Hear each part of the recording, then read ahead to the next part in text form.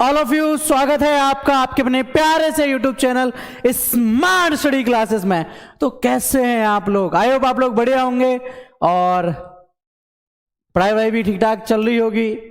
Board exam नजदीक आ चुके हैं, तो क्लास 10th के बच्चे जो पहली बार बोर्ड एग्जाम देने वाले हैं, तो भैया उनको लग रहा है डर, है ना? डर लग रहा है? नहीं, छिपाना नहीं है, डर लग रहा है ना? आई नो, मुझे पता तुमको डर लग रहा है भाई, होता है, ठीक है। जब मेरा भी पहली बार बोर्ड एग्जाम था 10th का, तो मुझको भी डर लगा था। लेकिन सोचने वाली बात तो ये है ना कि जब तक हम इसको फेस नहीं करेंगे, जब तक हम मतलब करेंगे नहीं, तब तक हमको पता कैसे चलेगा कि कैसे क्या है। क्योंकि आगे भविष्य में जाकर हमारे सामने जरूरी नहीं है कि जहाँ स्कूल में हम पढ़ रहे हैं वहीं हमको हमारी आगे की पढ़ाई पूरी हो जाए, या फिर हम जहाँ रह रहे हैं वहीं पर हमको काम मिल जाए। ऐसा तो नहीं हो सकता ना। हो सकता है मतलब कुछ 30-40% बच्चों के साथ में जिनके माँ बाप ऑलरेडी पहले से कोई बिजनेस कर रहे होते हैं। बाकी बच्चों को तो बाहर निकल कर भी जॉब करनी पड़ेगी, घर से बाहर किसी दूसरे शहर में, किसी दूसरे देश में भी जा सकते हैं भाई। अगर अच्छा बंदा है तो, नॉलेज है तो जाना पड़ेगा। ऐसे ही अपने स्कूल को, अब तक अपने स्कूल में पेपर दिए, वहां का एक्सपीरियंस है, लेकिन दूसरे स्कूल में जाकर पेपर कैसे देंगे? अरे पता नहीं यार, टीचर कैसे होंगे, डांटेंगे तो नहीं, मारेंगे तो नहीं, किस तरीके का उनका व्यवहार होगा, कैसा स्कूल होगा, बड़े सारे डाउट मन में चल रहे हैं। पर एक चीज बता दूं, देखो, अगर आप अपनी पढ़ाई पर अच्छे से ध्यान रखते हो, आप अच्छे से पढ़ रहे हो, अपने टॉपिक को, अपनी शिक्षा को सही समय दे रहे हो, तो तुम्हारे अंदर से ये डर हट जाना चाहिए मेरे अकॉर्डिंग। क्योंकि ये डर नहीं होगा ना, क्योंकि आपने तो तैयारी पूरी कर ली है। आप अगर दूसरे का पेपर देने जाते हो तो वहां आपको मतलब होगा अपने दोनों पेन से, एक पेपर मिलेगा वहां से और एक कॉपी मिलेगी, और एक सीट यानी एक जगह मिल जाएगी भाई, इस पर बैठकर आपको अपना पेपर कंप्लीट करना है। वही होगा ना इक्वली, तो वहीं पर आपको अपना ये क्लियर करना है। उधर का तो तुम्हारा कुछ नहीं रहा, तो फिर डर क्यों? इधर उधर देखोगे तो डर बनेगा, कहीं कोई देख तो नहीं रहा, मैं इधर देख रहा हूं, तो ये डर होता है। जब तुम इधर उधर देखोगे तो डर ही नहीं बनेगा, तुम्हारा पूरा फोकस एग्जाम पर होगा। तो क्लास 10वीं के बच्चे ना घबराओ भाई, हम हैं आपके साथ में।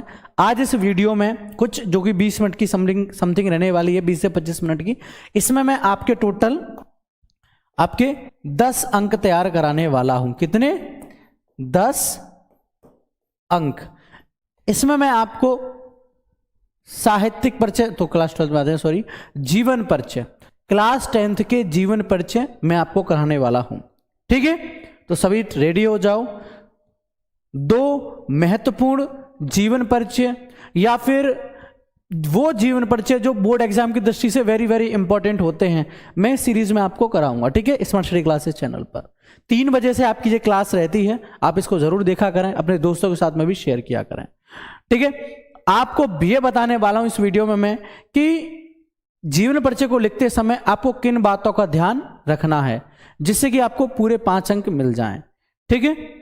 साहित्यिक परिचय लिखना है या नहीं लिखना, साहित्यिक योगदान लिखें, सर रचना कृतियां कैसे लिखें, बहुत सारे डाउट मन में आते हैं, लेकिन कैसे क्या है वो मैं आपको बताता हूं। महत्वपूर्ण जीवन परिचय बोर्ड एग्जाम में 100% आएगा, ओके? चलें, जीवन परिचय क्लास 10th की दृष्टि से कौन कौन से इंपॉर्टेंट हैं, स्क्रीनशॉट ले लो चाहे आप इसका, ठीक है?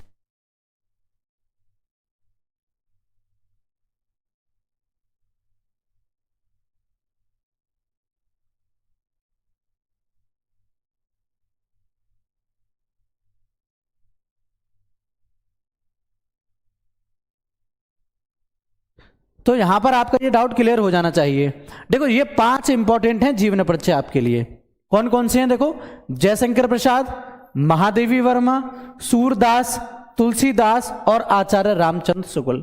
ये 5 जीवन परिचय क्लास 10th के बच्चों के लिए कैसे हैं? वेरी वेरी इंपॉर्टेंट हैं। इन्हीं में से आपका 10 अंक का टॉपिक आएगा, ठीक है? नोट डाउन कर लेना भाई इनको।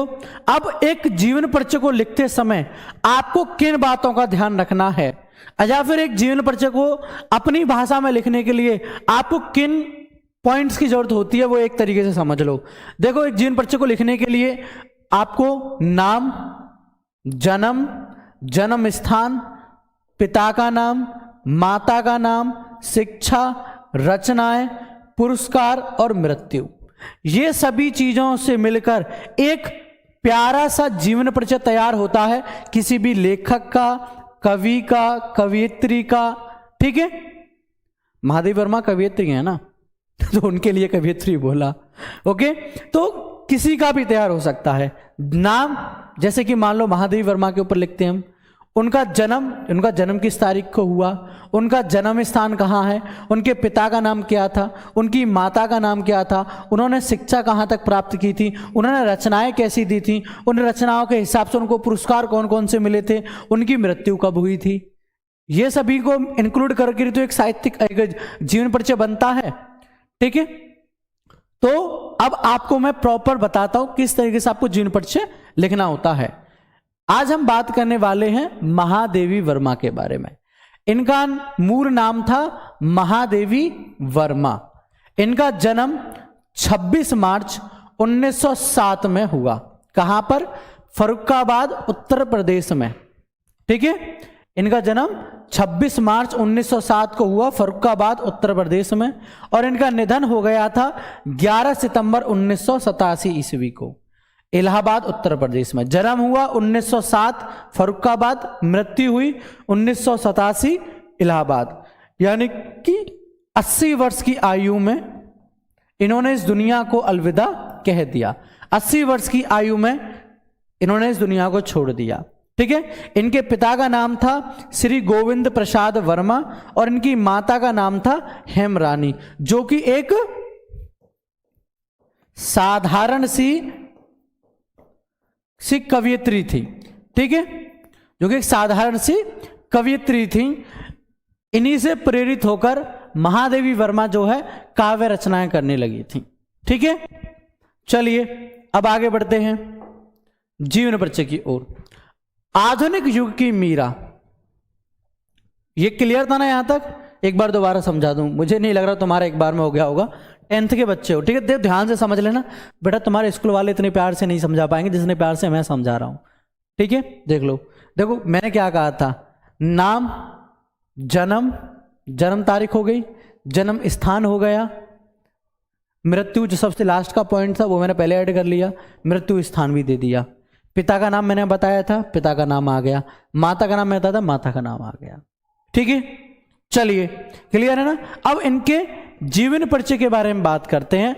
आखिरकार इनकी जीवन शैली कैसी रही और इन्होंने समय के साथ अपने आप को इस आधुनिक युग में किस तरीके से उभारा, या फिर कहते हैं कि लोकप्रियता प्राप्त की, लोगों के बीच में अपनी एक पहचान बनाई। ठीक है, वो सभी मैं आपको बताता हूं। ठीक है, आधुनिक युग की मीरा कही जाने वाली महादेवी वर्मा का जन्म उत्तर प्रदेश के फर्रुखाबाद में होली के दिन 1907 में हुआ। क्या है? आधुनिक युग की मीरा कही जाने वाली महादेवी वर्मा का जन्म होली के दिन फर्रुखाबाद में 1907 ईस्वी में हुआ था। उनकी आरंभिक शिक्षा उज्जैन में हुई और एमए उन्होंने संस्कृत में प्रयाग विश्वविद्यालय से किया। यानी कि इन्होंने शिक्षा कहां तक थी? एमए तक थी, और वो भी संस्कृत में, किससे? प्रयाग विश्वविद्यालय से। ठीक है, बचपन से ही चित्रकला, संगीत कला और काव्य कला की ओर उन्मुख महादेवी विद्यार्थी जीवन से ही काव्य प्रतिष्ठा पाने लगी थी। वह बाद के वर्षों में लंबे समय तक प्रयाग महिला विद्यापीठ की प्राचार्य रहीं। वह इलाहाबाद से प्रकाशित चांद मासिक पत्रिका की संपादिका थी और प्रयाग में साहित्यकार संसद नामक संस्था की स्थापना की थी। किसने? महादेवी वर्मा ने। इसके बाद और प्रयाग में साहित्यकार संसद नामक संस्था की स्थापना की। उन्होंने कविताओं के साथ ही रेखा चित्र, संस्मरण, डायरी आदि गद्य विद्याओं में भी योगदान किया। वह साहित्य अकादमी की सदस्यता प्राप्त करने वाली पहली लेखिका थी। भारत सरकार ने उन्हें पद्म भूषण और पद्म विभूषण पुरस्कारों से सम्मानित किया गया। उन्हें यामा के लिए ज्ञानपीठ पुरस्कार से भी सम्मानित किया गया। भारत सरकार ने उनके सम्मान में जयशंकर प्रसाद के साथ युगल डाक टिकट भी जारी किया। किसका? महादेवी वर्मा का। ठीक है, अगर आप इतना जीवन परिचय करते हो तो आपको 3 अंक मिल जाएंगे। आपको कितने अंक मिल जाएंगे? 3 अंक मिल जाएंगे। अब बहुत से बचेंगे सर ये तो काफी बड़ा हो गया, सर थोड़ा सा ट्रिक में बता दो। ट्रिक में करने के लिए कुछ नहीं है, थोड़ा सा ट्रिक से बताता हूं। इसको रफ कर दूं मैं थोड़ा सा, ठीक है? देखो कुछ नहीं है। महादेवी वर्मा जीवन परिचय पॉइंट डालना। महादेवी वर्मा को आधुनिक युग की मीरा भी कहा जाता था। महादेवी वर्मा का जन्म 26 मार्च 1907 ईस्वी को फर्रुखाबाद उत्तर प्रदेश में हुआ। इनके पिता का नाम श्री गोविंद प्रसाद वर्मा था, अथवा इनकी और मतलब अथवा नहीं करना है, अथवा मत करना, अथवा तो बदले में आ जाएगा। इनके पिता का नाम श्री गोविंद प्रसाद वर्मा था और इनकी माता का नाम हेमरानी देवी था, जो कि एक साधारण कवयित्री थी। अपनी मां से प्रेरित होकर ये बचपन से ही काव्य रचनाओं में रुचि लेने लगी थी। इन्होंने अपनी शिक्षा जो है एमए तक उत्तीर्ण की संस्कृत भाषा में, संस्कृत से। ठीक है, इनके बाद इनकी रचनाओं के 2 मूल अंग थे, करुणा एवं भावुकता। इनकी रचनाएं ज्यादातर चांद नामक पत्रिका में प्रकाशित होती थीं और इसके बाद ये जो है अपनी रचनाओं से जो दुखी व्यक्ति होते थे उनके भावों को एकत्रित करते। मतलब कहते हैं ना कि जैसे आप दुखी हो, मैं अपनी बातों से या अपने मतलब ऐसे शब्दों से आपको अपनी तरफ आकर्षित करूं, है ना। इनकी काव्य रचनाओं में इतनी जान थी कि ये दुखी व्यक्तियों को अपनी तरफ आकर्षित कर लेते थे, इसलिए इनको आधुनिक युग की मीरा भी कहा जाता था। ठीक है, और जो है करना चाहता हूं, ज्ञानपीठ पुरस्कार से इनको यामा नाम से इनका एक गीतों का संग्रह था, जिसकी वजह से इनको ज्ञानपीठ पुरस्कार भी मिला और इसके साथ साथ इन्हें भारत भारती पुरस्कार से भी सम्मानित किया गया था। बस अगर आप इतना कर देते हो आपको 3 अंक मिल जाते हैं। सच बता रहा हूं, इतना करने पर भी आपको 3 अंक बड़े आराम से, बड़े प्यार से मिल जाएंगे। ठीक है, अब इसके बाद बात करते हैं हम इनकी कृतियों की। ठीक है, महादेवी वर्मा की जो प्रमुख कृतियां यानी कि रचनाएं रहीं वो रहीं निहार, रश्मि, नीरजा, सांध्य गीत, यामा, दीपशिखा, सांधनी, प्रथम आयाम, सप्तपर्णा, अग्निरेखा उनके काव्य संग्रह रहे। ये सभी काव्य संग्रह किसके रहे? महादेवी वर्मा के रहे। अगर आप इनमें से ज्यादा नहीं सिर्फ 5 कृतियां भी कर देते हो तब भी आपको 2 अंक इसके मिल जाएंगे। तो टोटल 5 अंक का इस तरीके से जीवन परिचय किसका आएगा? महादेवी वर्मा का आएगा आपको देखने के लिए। कुछ 12 से 13 मिनट के अंदर अंदर मैंने आपके 5 अंक तैयार करा दिए।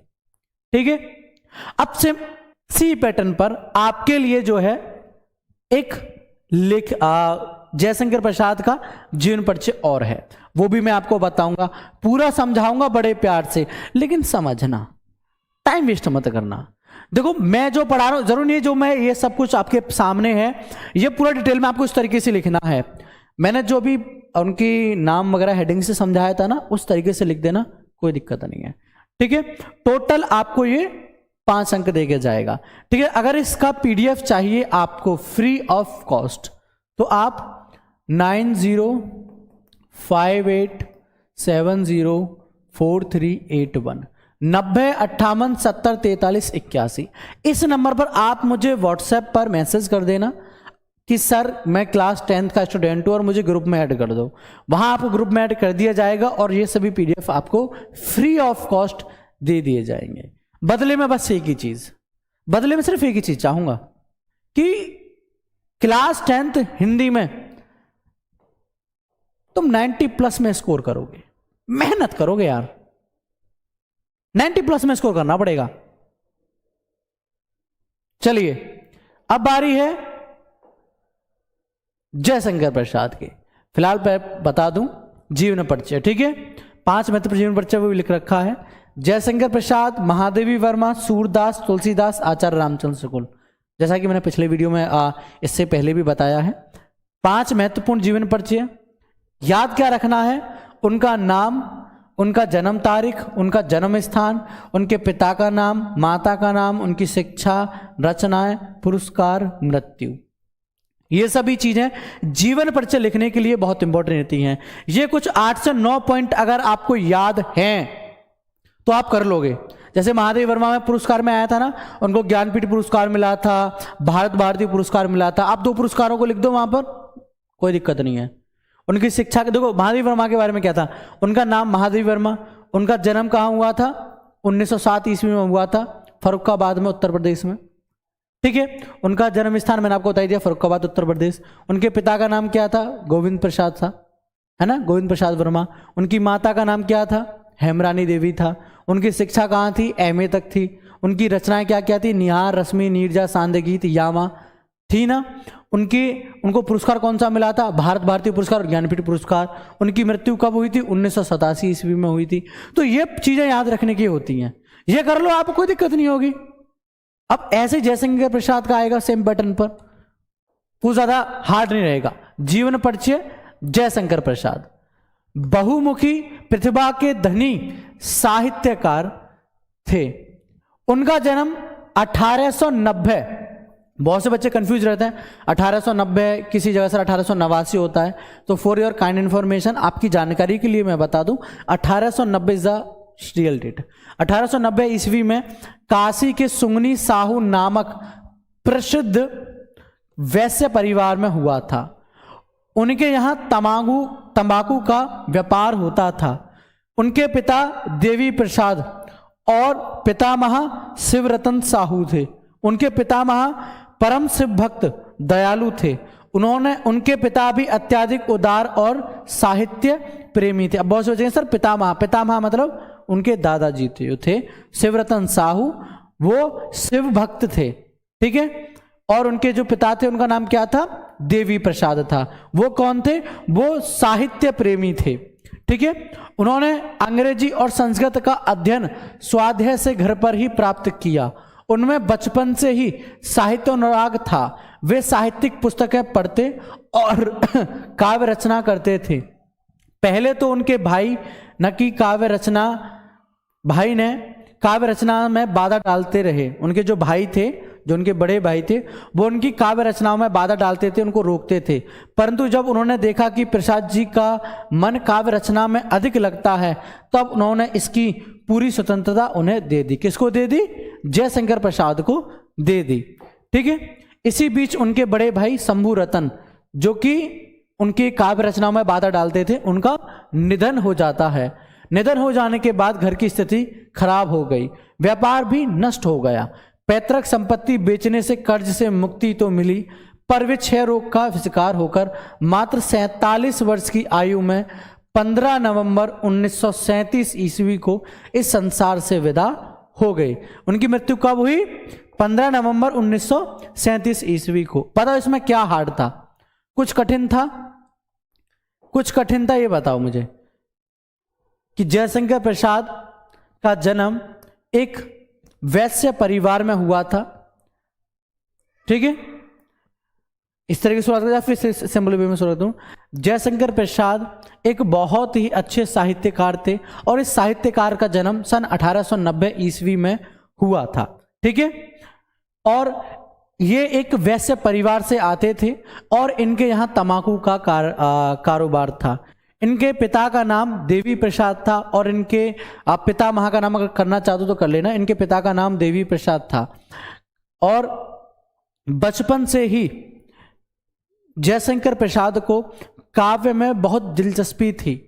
जब वो काव्य रचना शुरू कर रहे थे, खुद से ही वो तैयारी करते थे, खुद से ही वो स्वाध्याय मतलब खुद से ही सीखना। जब वो खुद से ही सीख रहे थे, खुद से काव्य रचना कर रहे थे, तो उनके बड़े भाई शंभू रतन ने उनके इस काव्य में बाधा डाली। लेकिन जब वो देखते हैं कि जयशंकर प्रसाद बहुत अच्छी काव्य रचनाएं करते हैं, तो उन्होंने फिर उनको रोका नहीं और उनको उस चीज के लिए सपोर्ट किया, मतलब उनकी मदद की। ठीक है, उसके कुछ दिनों के बाद उनके पिता और बड़े भाई दोनों की ही मृत्यु हो जाती है। उनके निधन के बाद जो है सारा जो परिवार का जिम्मा था वो जो है जयशंकर प्रसाद के ऊपर आ जाता है। ठीक है, जिससे उनको बिजनेस में यानी व्यापार में बहुत नुकसान होता है और उस नुकसान की भरपाई करते करते उनका पूरा कारोबार यानी व्यापार बंद हो जाता है और इसके साथ साथ उनको भी एक क्षय रोग हो जाता है। सन 1937 यानी 47 वर्ष की आयु में इस महान साहित्यकार, एक बहुत ही अच्छे प्यारे कवि जो प्रेम और सौंदर्य में विश्वास रखते थे, इस कवि का निधन हो गया। बस इस तरीके से आपको जीवन परिचय करना है। 3 नंबर आपको इसके मिल जाएंगे, बाकी के 2 नंबर बेटा आपको इसके मिलेंगे जिसके हैं मतलब कृतियों के यानी कि उनकी रचनाओं के। ठीक है, बाकी के नंबर आपके जो है इधर से इंक्लूड होंगे। जैसे कि बात करें हम काव्य की, तो इन्होंने मात्र 47 वर्ष की उम्र में देखो कितने क्षेत्रों में योगदान दिया। काव्य में दिया, कहानी में दिया, उपन्यास में दिया, नाटक में दिया और निबंध में दिया। इतने क्षेत्रों में इन्होंने मात्र 47 वर्ष की आयु में, अरे भाई 5 साल का बच्चा तो ढंग से बोलना सीखता है, 7 साल तो इनको यूं ही चले गए, मतलब 40 साल की उम्र में इन्होंने इतना सब कुछ किया, इतनी योगदान रचनाएं की, कृतियां की। ठीक है, देखो काव्य क्षेत्र की बात करें, आंसू, कामयानी, चित्राधार, लहर और झरना, ये इनकी काव्य कृतियां रही। कहानी में बात करें आंधी, इंद्रजाल, छाया, प्रतिध्वनि आदि। उपन्यास में बात करें तितली, कंकाल और इरावती। नाटक में बात करें सज्जन, कल्याणी, परिणय, चंद्रगुप्त, स्कंदगुप्त, अजात शत्रु, प्राश्चित, जन्मजय का नागयज्ञ, विशाखा, ध्रुव स्वामिनी आदि, ये इनके नाटक रहे। निबंध की बात करें काव्य, कला एवं अन्य, ये इनके निबंध रहे। इनमें से ज्यादा नहीं, कुछ 5 से छांट लेना कि आंसू कामयानी, इंद्रजाल कहानी रही और तितली और कंकाल जो है उपन्यास रहा, 1-2 नाटक में से ले लेना, बाकी शुरुआत के 3-4 पॉइंट लिख देना, मतलब 5-6 रचना या कृतियां लिख देना, आपको 2 अंक इसके मिल जाएंगे। ठीक है, टोटल इस तरीके से आपका 10 अंक का ये टॉपिक यहां पर समाप्त हो जाता है। ठीक है, महत्वपूर्ण जीवन परिचय क्लास 10th के विद्यार्थियों के लिए बोर्ड एग्जाम आपके नजदीक आ रहे हैं। 24 फरवरी को आपका पेपर है, 24 फरवरी को आपका पेपर है।